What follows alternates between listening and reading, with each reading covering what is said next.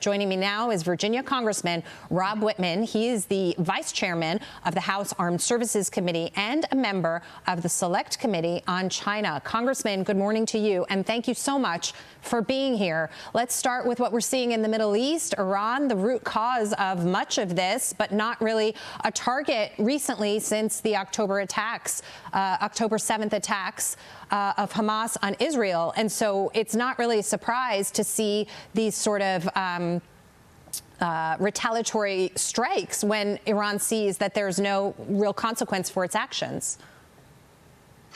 Jackie, there have been over 90 attacks by Iranian-backed militia in Iraq, and that's absolutely unacceptable. What the United States policy should be, and the Biden administration has not done, is to be preemptive, and that is to take out capabilities that we know are being used against U.S. interests in the region. Retaliatory strikes are a reaction. We need to be proactive. We need to go after where we know these attacks are coming from. We know what these efforts are. We've seen it over the past several months. Why we wait for them to now critically wound an American soldier in the region before we respond is unacceptable. And Iran sees this as weakness. Iran will exploit this. This is the way they operate. They want to take advantage of this. And weakness by the United States just antagonizes them. We have to have a strong policy of preemptively striking their capability that they're using to go after our interest in the region. But this is nothing new. Iran has been emboldened by the Biden administration's lack of preemptive attacks before. And it's sort of this appeasement strategy by the administration that's letting this monster grow more and more out of control. So what can be done now? I mean, I do understand the other side of the argument, which is that, the United States doesn't want to get into a full-blown war with Iran, understandably so. But how do you put a lid on this when they continue to grow more and more fierce? Well, Jackie, the failed policy of capitulation to Iran is manifesting itself in what we're seeing Iran doing in the region.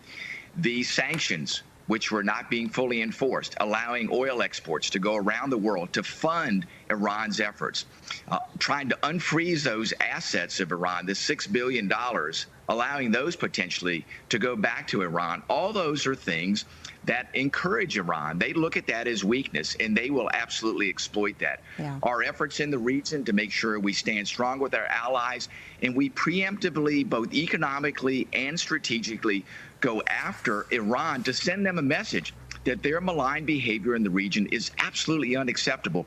The only thing that is an effective policy in the region is a strong, firm, strategic, and economic action.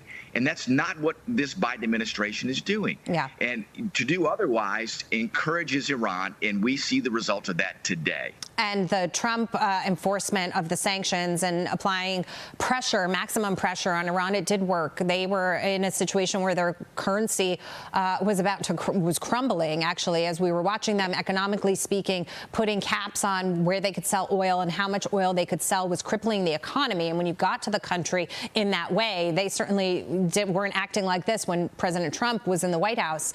Meantime, I want to switch gears and talk about this because top Biden administration officials wanted to hide the existence of the Chinese spy balloon from the public and even from Congress. One former official reportedly claiming that they wanted to study it and just let it pass over the United States without telling anyone. The Biden administration pushing back on the report, saying they just wanted to protect intelligence. Meanwhile, the Wall Street Journal reporting that China is stealing artificial intelligence secrets to turbocharge, that's a quote, their spying operations. U.S. agencies believe that China is using AI to gather data on Americans at a scale once never thought possible before. So, Congressman, it's pretty shocking to me that the administration is using the guise of protecting intelligence for this unwillingness of disclosing really what was a huge blunder under this president of allowing that balloon to pass across the United States.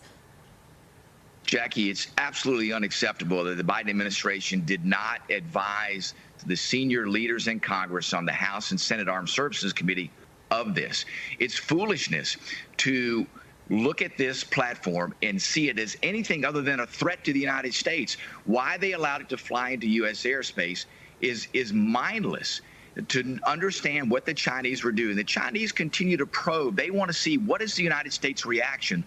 And we had no idea what was on board that particular spy satellite. And to say, well, let's send up an F-22 and kind of figure it out, I think exposes us to all the intelligence gathering that platform was pursuing, and also letting China know what would our reaction be. Then there's looking at what assets will we put up, what would our reaction be.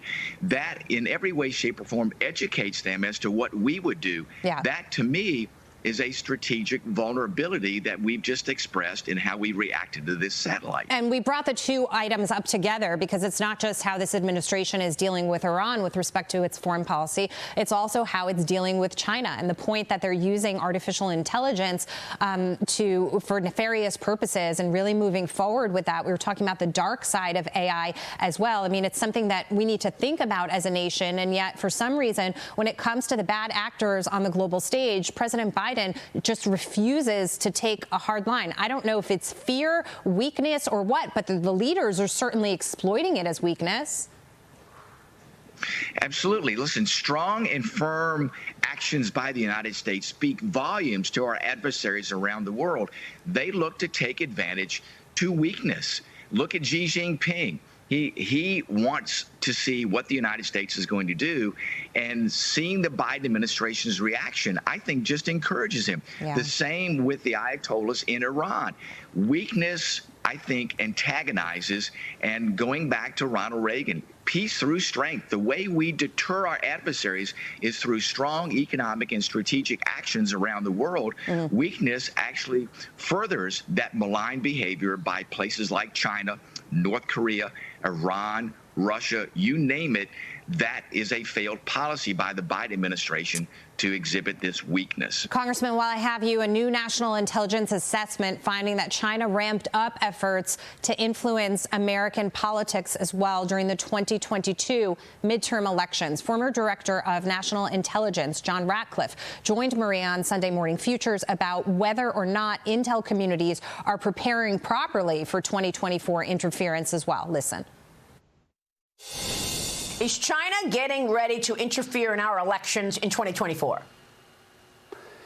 Very clearly they are, Maria, but what the report also tells you is what you outlined there, which is that the intelligence community has to grudgingly walk back the erroneous assessment that in 2020 China was sitting on the sidelines. Look, I was very vocal that we had collected specific intelligence of a specific plan or campaign by China to interfere in 2020 for the specific purpose of helping Joe Biden become president and harming, President Biden to become president, to harm President Trump in his re-election efforts. And what this report acknowledges is that that's exactly what happened. Congressman, your reaction. Jackie, we see that China continues to try to influence elections around the world. Look at what they're doing to try to influence the elections in Taiwan upcoming this springtime. We know that they will try the same thing through very, very insidious efforts here in the United States. We look at what they do through platforms like TikTok. They continually try to influence, and they do so to try to destabilize. They do so to try to weaken the United States. A lot of the things going on here are about their efforts in the information space to weaken us. And also, you talked earlier about AI. Their big effort is to gather as much data about us as they can, which again they use through AI to weaken us. It's really concerning. Congressman Rob Wittman, we really appreciate you being here this morning to break it all down for us. Thank you. Thank you so much, Jackie.